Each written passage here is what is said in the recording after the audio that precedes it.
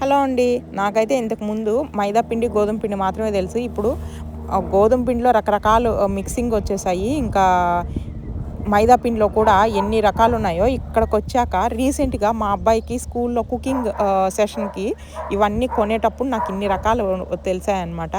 So, ఇక్కడ చూడండి మనకి అన్నీ నేను ట్యాగ్ చేశాను. వేటికి యూజ్ చేస్తారని. స్పెసిఫిక్‌గా యూజ్ చేస్తారిక్కడ. మైదా పిండి అన్ని బేకింగ్‌లో యూజ్ చేసేయరనమాట. దానికి కూడా స్పెసిఫిక్‌గా ఉంటదనమాట. ఈ సెల్ఫ్ రైజింగ్ ఫ్లోర్‌లో వచ్చేసి మనకి baking soda, cooking soda 2 mix అయ్యి వస్తది. So, remaining plain floor, white flour వచ్చేసి డిఫరెంట్ అనమాట.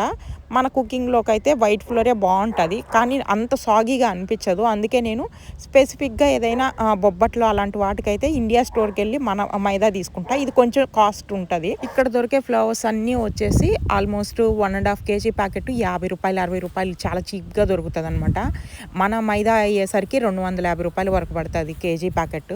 ఇంకా అదే కాదండి, షుగర్‌లో కూడా చాలా టైప్స్ ఉంటాయి. ఈ గ్రాన్యులేటెడ్ షుగర్ వచ్చేసి మనం నార్మల్ టీ, కాఫీస్‌లో యూజ్ చేస్తాము. దానిలో వైట్ షుగర్ ఉంటది, బ్రౌన్ షుగర్ ఉంటది. ఇంకా దానిలో కూడా మళ్ళీ వైట్, బ్రౌన్‌లో ఐసింగ్ షుగరు, క్యాస్టర్ షుగరు.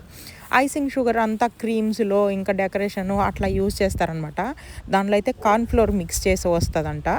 ఇంకా క్యాస్టర్ షుగర్ అయితే కేక్స్‌లో అలాంటి వాటిలో అంతా క్యాస్టర్ షుగర్ యూజ్ చేస్తారు. ఇంకా డయాబెటీస్ ఉన్నవాళ్ళు, ఇంకా స్వీట్ వద్దనుకున్న వాళ్ళకైతే ఇవి స్వీట్‌నర్స్ చిన్న చిన్న టాబ్లెట్లు లాగుంటాయి.